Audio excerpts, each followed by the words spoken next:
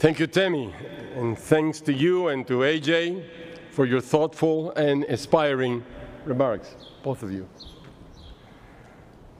And to Dr. Okunjo Iwala, thank you for showing all of us how much good one MIT graduate can do. Thank you.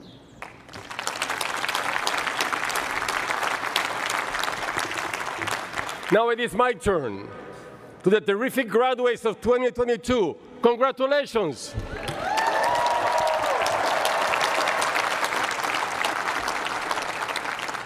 My job today, as you heard, is to deliver a charge to you. And I will get to that in a minute. But first, I want to recognize the people who helped you charge this far. To everyone who came here this morning to celebrate our graduates, welcome to MIT. To everyone joining us online from around the world, we're so happy you could be with us. And to the parents and families of today's graduates, here and everywhere, a huge congratulations to you as well.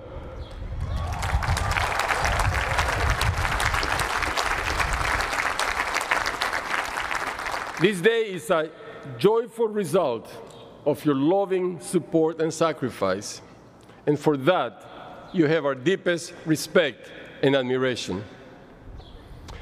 I also know that a few years ago, many of you may have thought that you had succeeded in sending your offspring away for college or grad school. But things didn't turn out exactly that way, so please know how much we appreciate you. Now to our new graduates.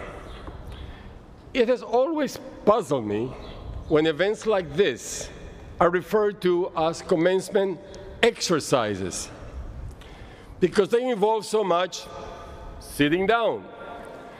So I'm going to follow Tammy and start with a little something to get our hearts moving.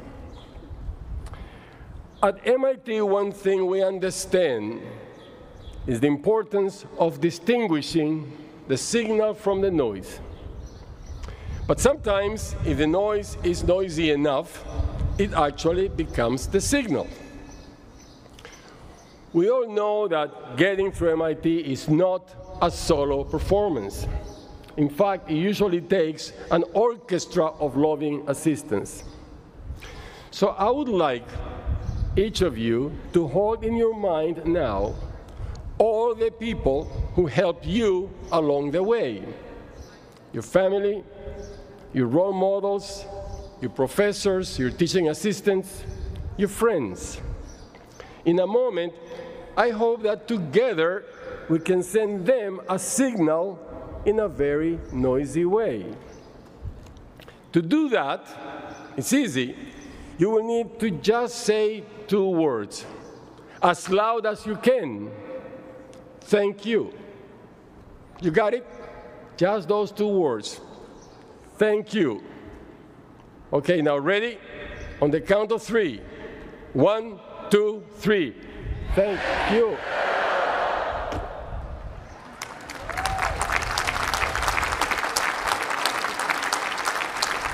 Look, you are lucky that I had already agreed to grade this as pass no record. That first attempt was pretty good. But you can do better. I believe in you. So I'm going to give you another chance. And this time, let's try it with your hands up in the air, all the way up. Now, nice and loud, so that's even noisy for those online. 1, 2, 3. And thank you right back. So why did I ask you to do that? I knew it would create a brief, pleasant sensation for the people you love. But I was also after something deeper. Just ask anyone from brain and cognitive sciences. Course? I was afraid you didn't know that. Course 9, of course. As anyone from Course 9 can tell you, research indicates that simply expressing gratitude does wonderful things to your brain. It gets different parts of your brain to act in a synchronized way. It lights up reward pathways. It gives you even a little shot of dopamine. In other words, expressing gratitude and appreciation for other people is good for our brains, and it's also very good for our hearts. We're living in a difficult and complicated moment in history. All of us could use a reliable device for feeling better. So now, thanks to Brain Size, thanks to Course 9, you have one. The gratitude amplifier is unbreakable. Its battery never dies. It'll never try to sell you anything. You can use it every day forever, and it's free. It is a graduation present you can take with you anywhere, even if all your moving boxes are already taped shut. I'm so extremely grateful to have all of you here on Killian Court on this wonderful day for this tremendously important occasion. I expect that those of you graduating may come to this day with mixed feelings, with excitement for your next steps, but with some sense that you did not get enough time on campus, enough time with your professors, enough time especially with each other. For that reason, I'm particularly grateful that you're here in person. And looking back, I'm also grateful for how much I have learned from members of this class. I want to focus on one effort that several of today's graduates helped to lead, an effort to create an antidote to intensity. We all know that MIT is intense. That is why we love it. MIT attracts intense people, like all of you, and then we push each other and we inspire each other intensely. But everyone needs a break from the intensity sometimes. Different students find different ways to relieve it: music, sports, ballroom dancing. And some students even find relief by inventing ways to relieve stress for other people. A few years ago, before the pandemic, a group of students on the Undergraduate Association looked around and concluded that what MIT really needed was a casual place in the middle of campus where students could stop, relax, hang out, study if need be, and get free food 24 hours a day. When a space freed up in room 26110, the Banana Lounge was born. Yes, the Banana Lounge. For those who have not been there yet, the Banana Lounge is a long, sunny room near the main campus crossroads. It is full of colorful paintings, great big leafy plants, Lego sets, beanbag chairs, and boxes of bananas. Now, as a native of Venezuela, I take certain things very seriously. And one of them is tropical fruit. If they had asked me, it would have been all about mangoes. Thank you for that. But of course, with a mango, there is that huge, slippery, ridiculous seed. As the students determined very quickly, the mango simply could not compete with the elegant engineering of the seedless, self-packaged banana. In its charming quirkiness, the Banana Lounge is very MIT. And it turns out to be very MIT in every other way, too. The students began with a prototype lounge. tested it in real-world conditions, and optimized it for efficiency and comfort. They evaluated competing fruit for comparative nutritional content, analyzed alternative supply chains, determined the ideal green-yellow ratio in purchasing, and worked to minimize the per banana unit cost. They tracked and calibrated the temperature and humidity of their banana inventory in real time online. And they established protocols to freeze excess supply and to capture the value as banana bread.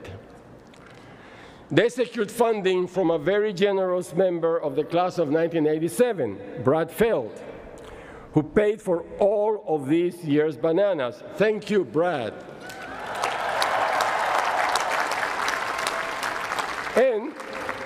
And they developed the cutting-edge concept of free coffee, which, in their words, was critical to stimulating the lounge atmosphere and promoting conversation.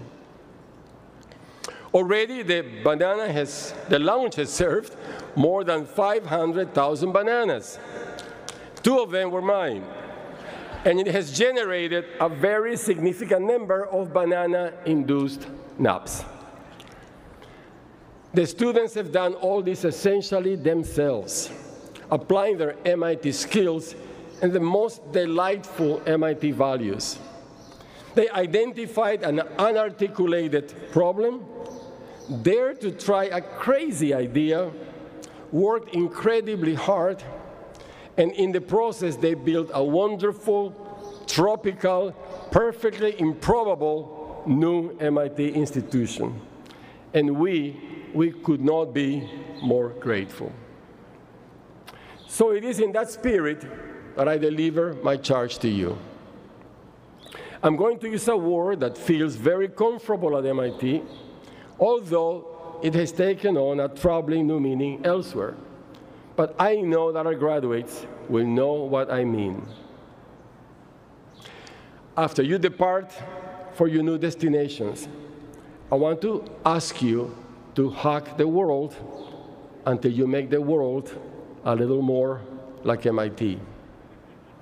More daring and more passionate, more rigorous, inventive, and ambitious, more humble, more respectful, more generous, more kind. And because the people of MIT also like to fix things that are broken, as you strive to hack the world, please try to heal the world too. Our society is like a big, complicated family in the midst of a terrible argument. I believe we can each try to make it better by finding ways to listen to each other with compassion, to focus on achieving our shared objectives, and to try constantly to remind each other of our common humanity. I know you will find your own ways to help with this healing too. This morning we share with the world almost 3,700 new graduates who are ready for this urgent and timeless problem set. You came to MIT with exceptional qualities of your own. And now, after years of focused and intense dedication, you leave us equipped with a distinctive set of skills and steeped in this community's deepest values: a commitment to excellence, integrity, rising on your own merits, boldness, humility, an open spirit of collaboration, a strong desire to make a positive impact, and a sense of responsibility to make the world a better place. So now, go out there, join the world, find your calling, solve the unsolvable, invent the future, take the high road, try always to share your bananas, and you will continue to make your family, including your MIT family, proud. On this wonderful day, I am proud of all of you. To every one of the members of the graduating class of 2022. Please accept my best wishes for a happy and successful life and career. Before I end, my dear graduates, congratulations.